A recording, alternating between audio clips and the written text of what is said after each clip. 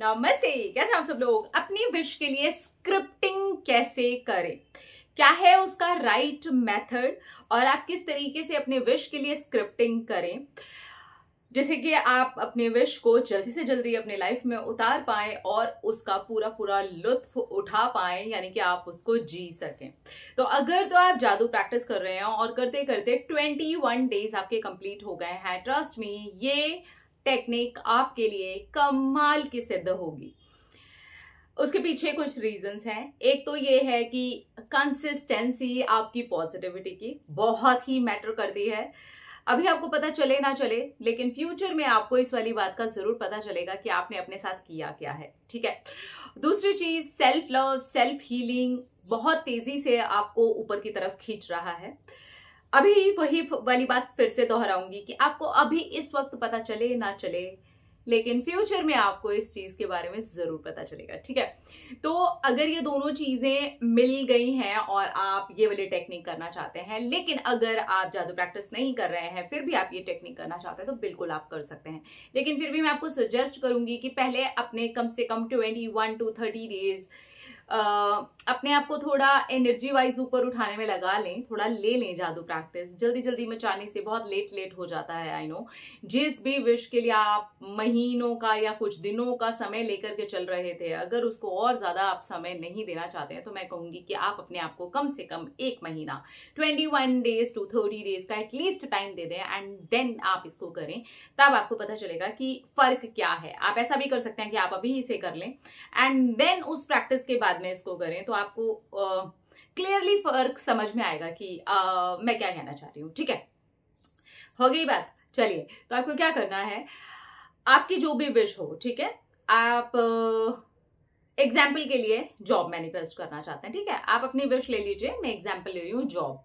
तो आपको job manifest करनी है तो पहली चीज तो आपको बहुत क्लियर होना पड़ेगा कि क्या जॉब, क्या पोस्ट, उसकी पता कर सकें तो कर लें। मुझे लगता है कि बहुत आसान तरीका है ये वाली बात पता करने का कि उसकी सैलरी कितनी होगी, आप कहाँ जॉब करना चाहते हैं, आपकी जगह क्या होगी, लोकेशन क्या होगी, शहर क्या होगा, मोहल्ला क्या होगा।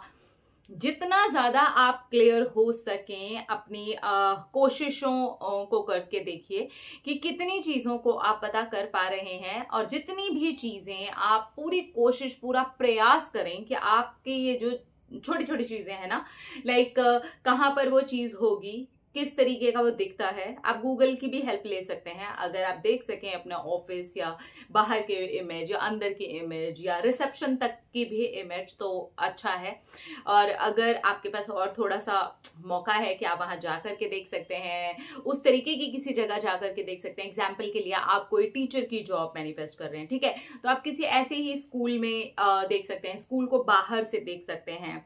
बिल्कुल ऐसे ही आप किसी और जॉब को मैनिफेस्ट कर रहे हैं तो उससे मिलता जुलता भी कुछ आप देख सकते हैं। आप गूगल करके भी उन पिक्चर्स को देख सकते हैं, क्लिक करके रख सकते हैं। ठीक है। तो ये वाली चीज है कि क्लैरिटी बहुत ज्यादा जरूरी है, कि आपका क्लियर होना इस चीज को लेकर के बहुत बहुत बहुत ज्यादा इंपॉर्टेंट है। ठीक है।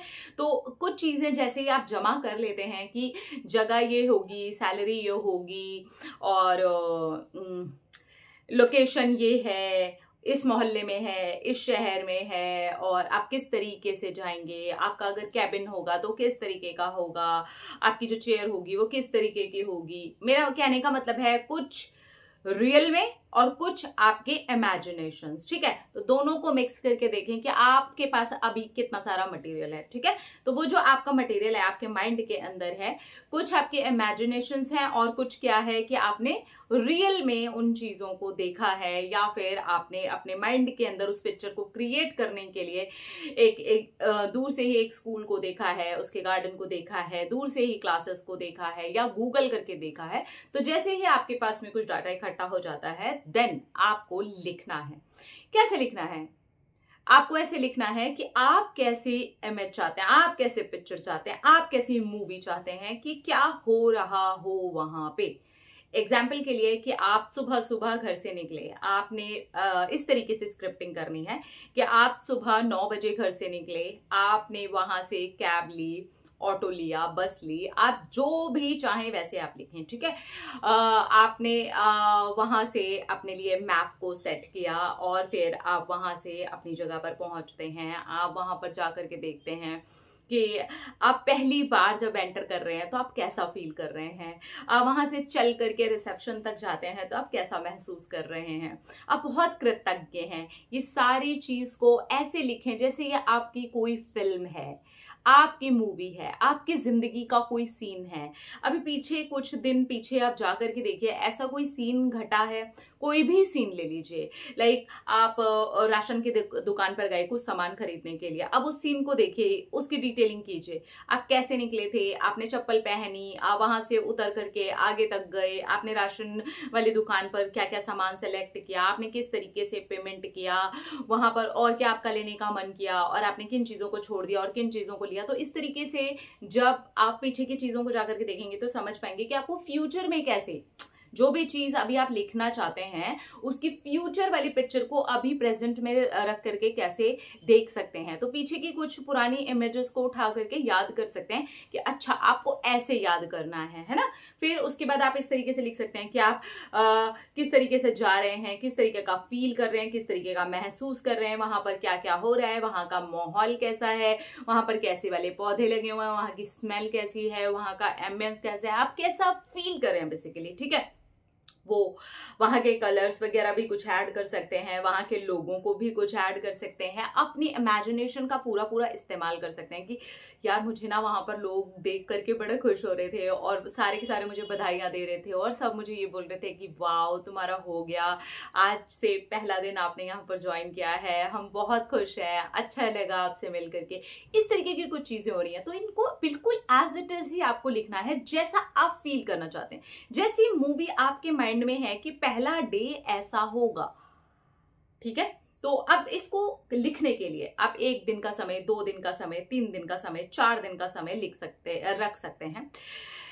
मेन चीज ये है कि आपको फील करना है उस सीन को। इससे कोई फर्क नहीं पड़ता कि आप उस सीन को 1 दिन में लिखते हैं, 2 दिन में लिखते हैं, 3 दिन में लिखते हैं, 4 दिन में लिखते हैं और कितने सारे सीन लिखते हैं। आप एक सीन भी लिखते हैं और फील करते हुए लिखते हैं, आप उस दिन को महसूस कर लेते हैं और ऐसे लिखते हैं कि वो दिन आपने जिया है, यस वो दिन आपका है। तो आप उसको लिखते हैं बिल्कुल वैसे ही जैसा वो वहां दिख रहा था, जैसे आपकी मूवी है आपके माइंड के अंदर।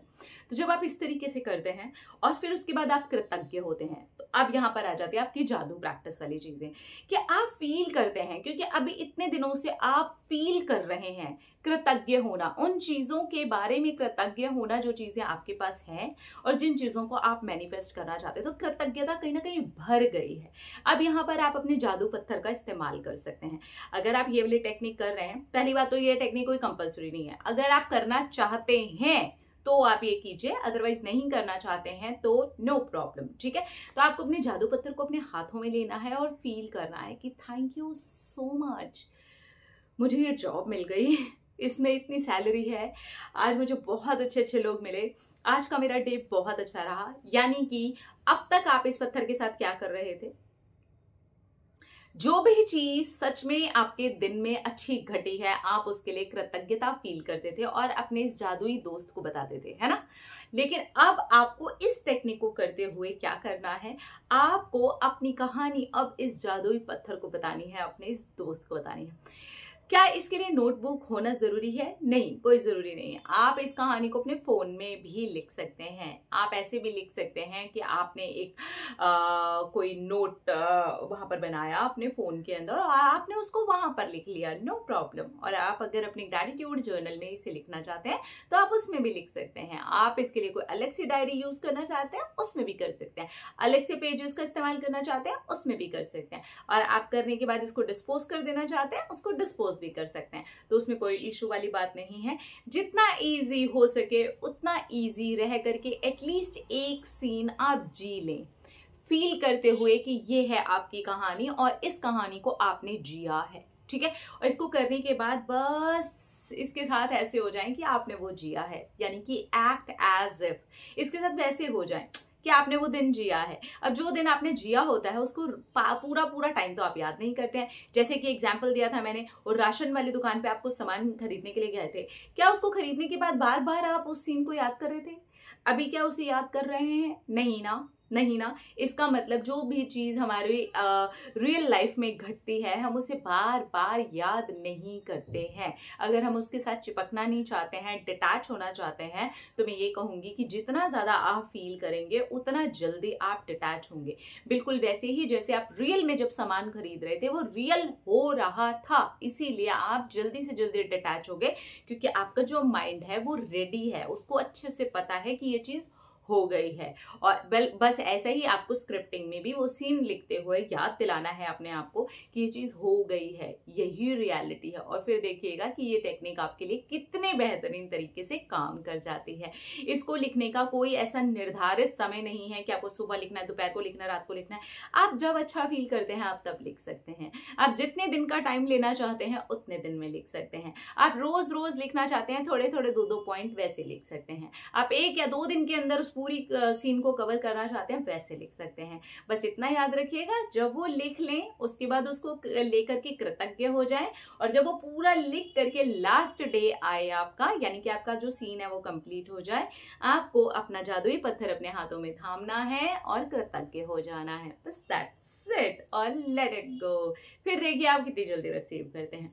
अपने रखिए ख्याल, अपने आपसे कीजिए ढेर सारा प्यार, ताकि अट्रैक्ट करिए ढेर सारा प्यार। I love you all, thank you, Tata.